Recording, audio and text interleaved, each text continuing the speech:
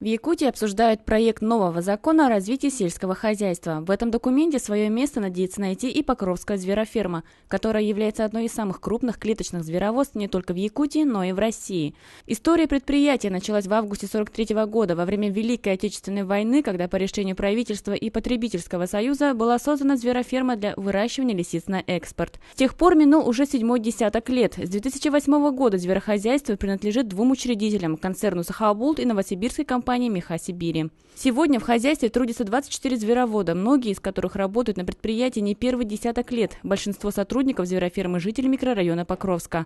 Они ежедневно с 8 утра зверей кормят, поят, чистят клетки, проводят племенные работы, ухаживают за щенками, и это все за скромные 16 тысяч рублей.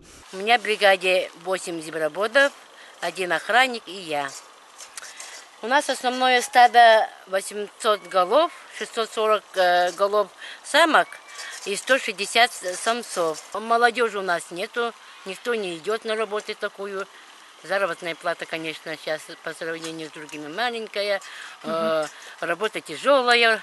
В Покровской звероферме постоянно проходят практику студенты Якутской государственной сельскохозяйственной академии. Было поначалу страшно, но ничего, сейчас вот уже привыкли. Коллектив хороший, работать интересно, очень интересно. Особо опасных инфекционных нету. Мы их вакцинируем обязательно, чтобы вспышки не было, потому что это опасно. Ну, единственный случай просто болеет внутренними заразными болезнями. Не кусали вас ни разу? Нет, пока нет еще.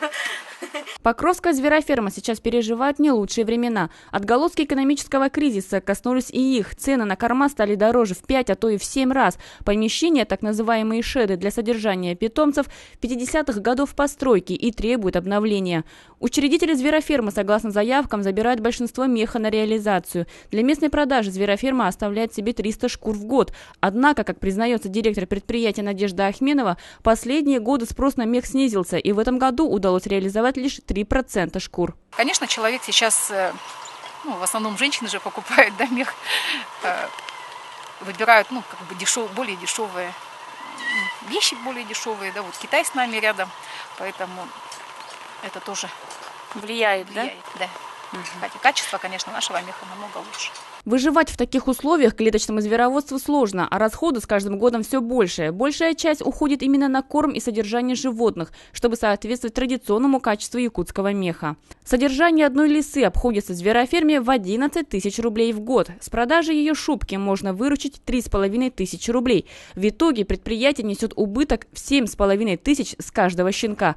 Если в год забивает 8 тысяч штук, то убыток равен 60 миллионам рублей. Чтобы хоть как-то поддержать этот сектор агропрома, правительство республики выделяет ежегодно субсидию на племенное поголовье лис.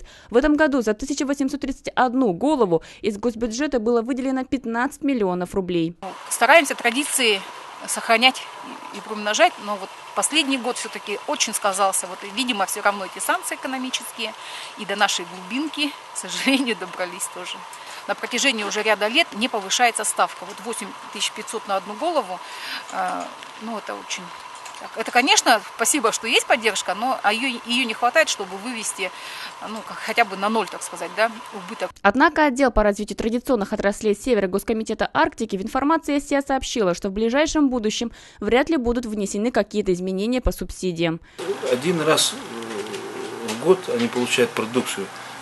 Мы выделяем субсидии только на основное поголовье, согласно нашему. А у них, в этом году у них более 8 тысяч было молодняка. Я думаю, что все точно так же на том же уровне останется, как содержание клеточных зверей основного поголовья и реконструкция.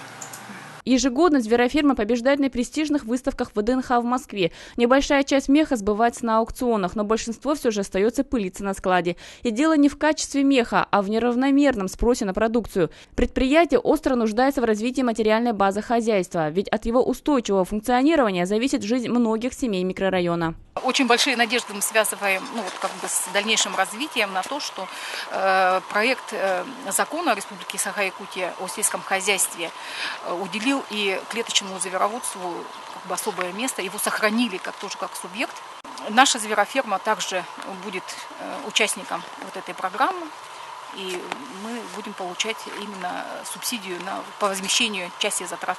То есть надежда есть? Надежда на лучшее будущее есть. В 2013 году Министерство сельского хозяйства России вручило диплом Покровской звероферме за сохранность генофонда серебристо-черной лисы. Сотрудники предприятия надеются, что проект закона о поддержке сельского хозяйства даст им шанс выйти из кризиса, ведь единственное крупное звероводство в России не может безвозвратно уйти в историю.